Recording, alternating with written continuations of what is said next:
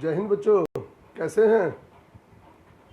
जय श्री राधे कृष्ण, जय श्री राधे कृष्ण। आप सबको श्री कृष्ण जन्माष्टमी की बहुत बहुत शुभकामनाएं और बधाइयाँ मेरी ओर से, प्रबंधन समिति की ओर से भी, और आपके जितने भी बड़े हैं उन सब की तरफ से, हम सब की तरफ से, समक्ष शिक्षक समुदाय की ओर से। आज एक नया अध्याय।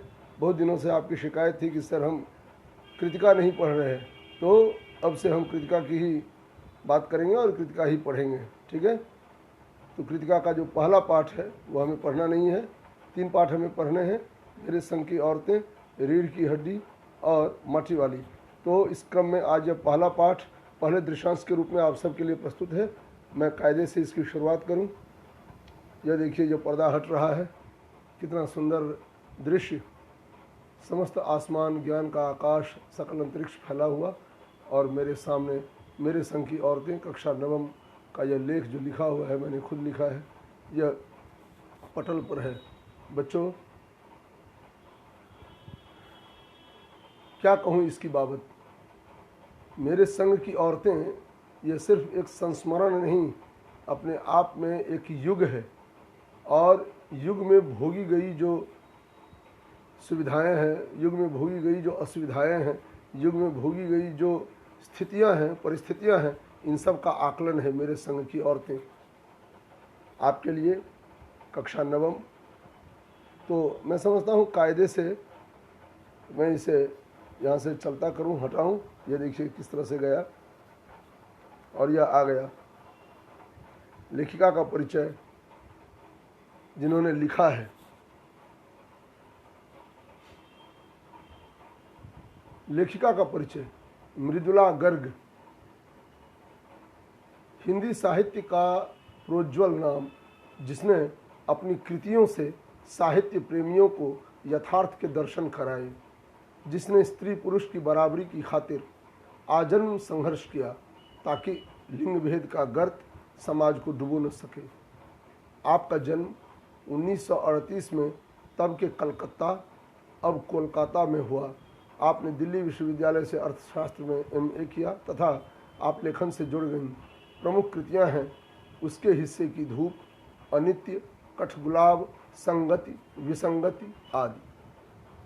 हाँ, बोलिएगा गुरुजी आपने पढ़ दिया, इसमें समझ तो कुछ आया नहीं। हालांकि इनकी जीवनी के बारे में है। मृदुला गर्ग नामी गिरामी लेखिका है। हिंदी साहित्य इनका बहुत बहुत उपकार मानता है, क्योंकि इन्होंने अपनी कृतियों से अमर कर दिया है हिंदी साहित्य को। यह हमारे लिए सौभाग्य की बात है कि ये आज हमारे बीच हैं, और इन्होंने अभी लेखन जारी कर रखा है। इनके जीवन का जो यथार्थ है, इनके जीवन में जो भुक्त या जिन परिस्थितियों, जिन हालात या फिर जिन स्थितियों का इन्होंने सामना किया है अपने जीवन में, इनके जीवन पर जिन जिन लोगों का प्रभाव हुआ है, खासकर महिलाओं का, उन्हीं महिलाओं का यहाँ जिक्र होगा आगे। आप सब समझ रहे हैं मैं क्या बोल रहा हूँ। ये महिलाओं के लिए, महिला और पुरुष की बराबरी के लिए हमेशा से लिखती रही हैं। एक स्त्री विमर्श कहकर एक भाग है जीवन में, साहित्य में। इस स्त्री विमर्श पर इन्होंने बहुत कुछ लिखा है। विमर्श का मतलब होता है वाद विवाद करना, चर्चा परिचर्चा करना, उस पर अपने तर्क प्रस्तुत करना और बताना कि क्या सही है और क्या गलत, क्या हमने मिथक या क्या हमने अफवाह फैला रखी है स्त्रियों के बारे में, क्या हमने स्त्रियों को सुविधाएं दी हैं, क्या हमने असुविधाएं दी हैं। इन तमाम तरह की जो बातें होती हैं, इन तमाम तरह की जो भी बातें हैं, इन तमाम तरह की जो भी स्थितियां होती हैं, जो परिस्थितियां होती हैं, इन सब के बारे में जो लेखा जोखा होता है, जो मीन मेख निकाली जाती है, उसे हम स्त्री विमर्श के अंतर्गत रखते हैं, ताकि लोगों को पता तो लगे कि हमने आधी आबादी को किस स्थिति में रख छोड़ा है, हमने आधी आबादी के बारे में क्या सोच रखा है। बहरहाल इन्होंने अपनी कृतियों से साहित्य प्रेमियों को यथार्थ के दर्शन कराए। अब यथार्थ क्या है? यथार्थ का मतलब ही होता है, मैं यहाँ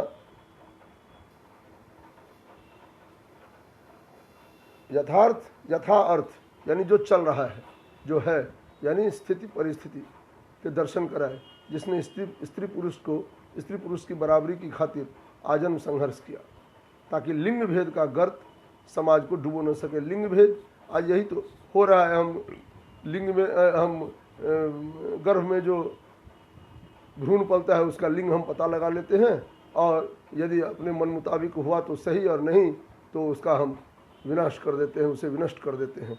यही कारण है कि आज हमारे बीच बच्चियों महिलाओं की संख्या बहुत कम हो गई है। हमारा लिंगानुपात इतना कम हो गया है कि पूछे मत। खासकर कुछ राज्य जैसे हरियाणा पंजाब है, इनकी स्थिति बहुत बुरी है। हम बिहार वाले पहले आगे थे, लेकिन अब हम भी इस छूत की बीमारी के रोगी हो गए। हम भी इस बीमारी के अंतर्गत आ गए, हमें भी यह बीमारी लग चुकी है जो बहुत ही बुरी है, खासकर समस्त मानव जाति और महिलाओं के प्रति खासकर। आपका जन्म, देखिए अच्छी हिंदी में सामने वाले के लिए इस तरह की भाषा का प्रयोग किया जाता है, आपका जन्म, ऐसा ये सम्मानजनक भाषा है, इसीलिए इनका जन्म यह भी कहा जा सकता है, यह भी सम्मानजनक है। लेकिन आपका जन्म कहने से ऐसा लगता है जैसे सीधे तौर पर मुखातिब हुआ जा रहा हो। बहरहाल आपका जन्म 1938 में तब के कलकत्ता अब कोलकाता में हुआ।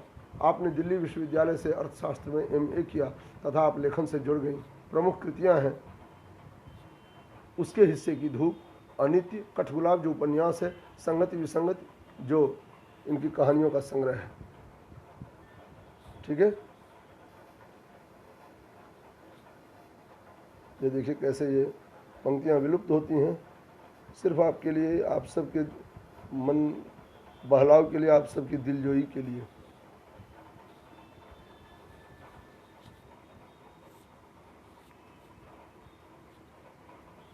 सही पूछा जाए तो स्वतंत्रता की क्या परिभाषा हो सकती है? पाठ जो है, मैं आपको बताऊं बच्चों, यह पाठ मृदुला गर्ग के जीवन पर आधारित है। मृदुला गर्ग अपने जीवन में जिन महिलाओं से, खासकर 4 महिलाओं से बहुत अधिक प्रभावित रही हैं, एक इनकी नानी, एक ये अपनी माँ, एक इनकी परदादी और एक इनकी छोटी बहन, इन चारों से ये बहुत प्रभावित रही हैं। किस मायने में? धीरे धीरे आपके सामने सारे राज खुलते जाएंगे। हमेशा हम नारी की स्वतंत्रता, स्वाधीनता, नारी की आज़ादी की बात करते हैं, लेकिन आज़ादी है क्या, स्वाधीनता होती क्या है, स्वतंत्रता किसे बोलते हैं, इन सब को परिभाषित किया जाना न तो आज तक किसी ने ज़रूरी समझा और न ही किसी ने किया है। बहुत कम लोगों ने ऐसा प्रयास किया है। बहरहाल इस किताब में यह बात एकदम शुरुआत से ही, प्रारंभ से ही इस बात की तह उधेड़ती है। यह किताब, यह पाठ, यह तह उधेड़ता है कि स्वतंत्रता क्या है, स्वाधीनता क्या है, महिला की स्वतंत्रता किस रूप में होनी चाहिए। सही पूछा जाए तो स्वतंत्रता की क्या परिभाषा हो सकती है?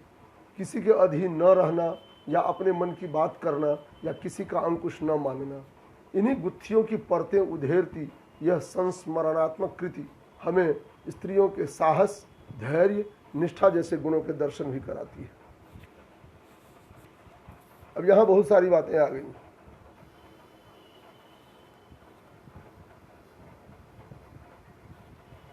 अब यहाँ है गुत्थियों, अंकुश क्या है आप नहीं जानती होंगी, आप नहीं जानते होंगे बच्चों, सबके लिए। निष्ठा क्या है, संस्मरणात्मक क्या होता है,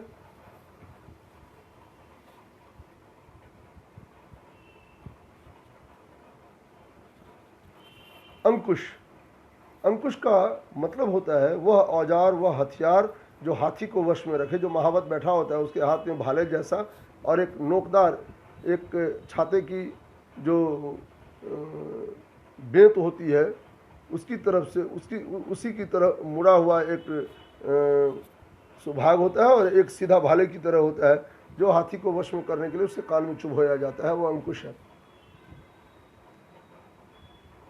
और वह जो मुड़ा हुआ भाग होता है वो उसके कान में लगाकर उसे खींचकर, यानी कि ब्रेक लगाने के जैसा काम में लाया जाता है, उसकी तरह काम में लाया जाता है। वह गुत्थी क्या है, गुत्थियों की परतें। गुत्थियाँ क्या होती हैं?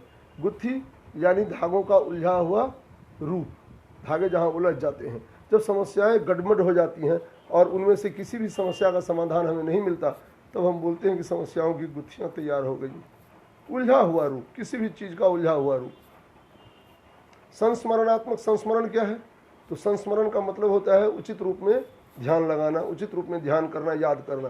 संस्मरण जोर, आत्मजोर को संस्मरणात्मक यानी संस्मरण से युक्त। निष्ठा, निष्ठा यानी कुछ भी कर गुजरने के लिए मन में जो एक दृढ़ भाव होता है, एक ऐसा भाव जो हमें अपने लक्ष्य की ओर टिकाए रखता है, लक्ष्य की ओर लक्ष्य से जोड़े रखता है, लक्ष्य की ओर सो बढ़ाते हुए चलता है, एक ऐसा भाव, उस खास भाव को हम निष्ठा का नाम देते हैं।